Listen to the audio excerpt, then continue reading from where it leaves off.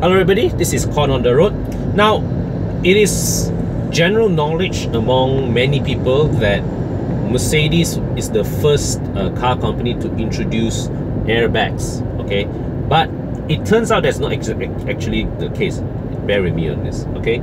According to a story written by my colleague Hans Chung, posted on Carlist.my, link in the description section. In 1981, Mercedes launched the W126 S-Class with a driver side airbag, okay? Then 1987 they followed up with the passenger side airbag. Now, but it turns out that actually it was in 1973 General Motors introduced the air cushion restraint system, okay, as a cost option for their cars.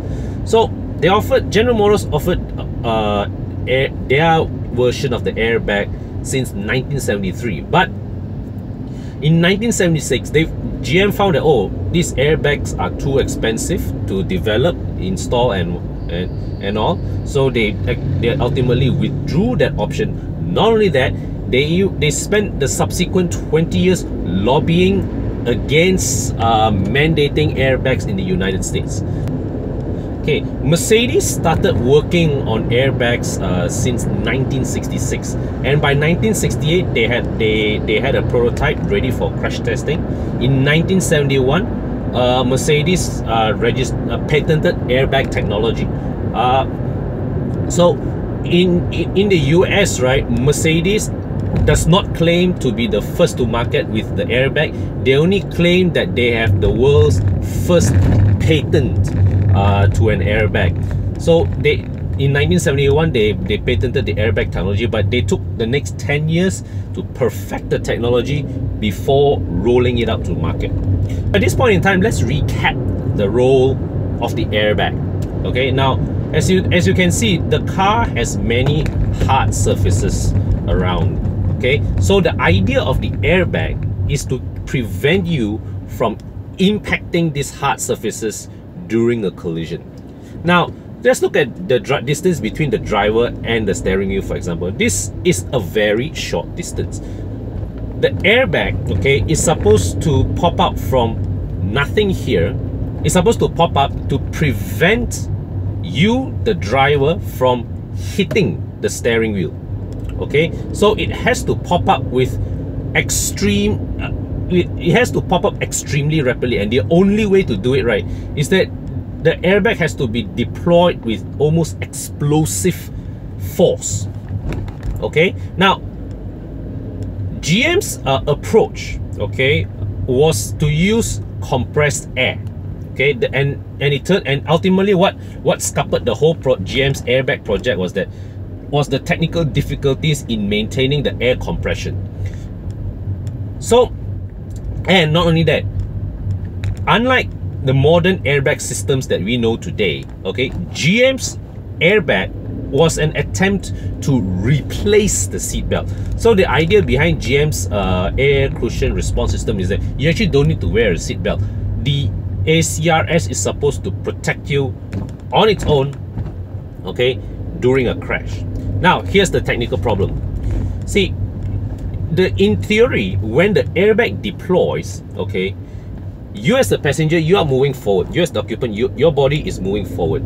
If your forward motion, okay, reaches the point of the airbag's deployment after the airbag fully deploys, then you're fine, because you'll be hitting the bag of air.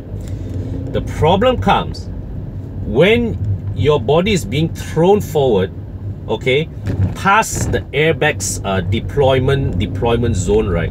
What happens is that because the air, in order to deploy fast enough, right, the airbag is inflating at 200 kilometers per hour.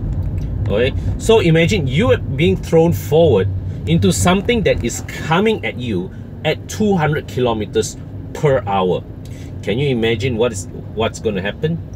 That's not going to protect you, suffice to say. So Mercedes, right from the start, their approach was to embrace the airbag as a supplementary restraint system. So that's why your airbag always, that's why your airbag module always carries the SRS acronym. Okay, it stands for Supplementary Restraint System. It is meant to be used in conjunction with a seat belt. So yes, if you are thrown at a deploying airbag without a seat belt, it will kill you.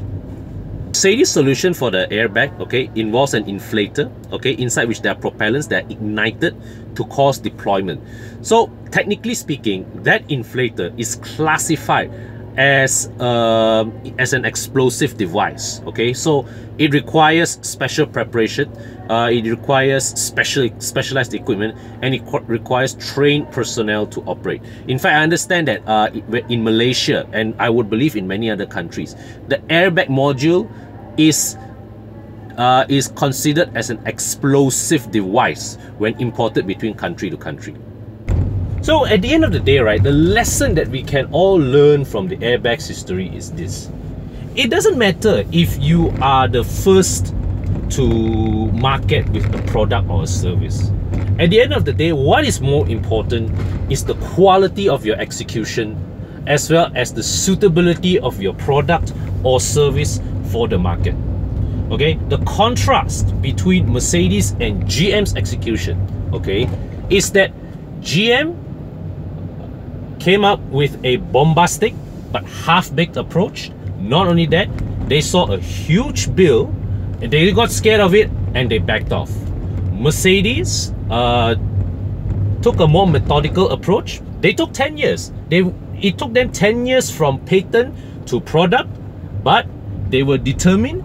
They persevered with the concept, and eventually they prevailed. So while we are on the subject of airbags, if your vehicle is affected by the ongoing Takata airbag recall, please have the airbag changed immediately without delay, because there is no final way of putting it other than saying you can fucking die. Okay, ini you boleh mati. Okay, dia ni saying we sayang ke tayo. So contact your nearest dealership immediately. Yeah, provide them with your car's year, make and model, and if possible chassis number. They'll be able to notify you whether your car is affected or not. If it is, have it changed immediately. Of course, if you are driving a grey imported vehicle, good luck to you.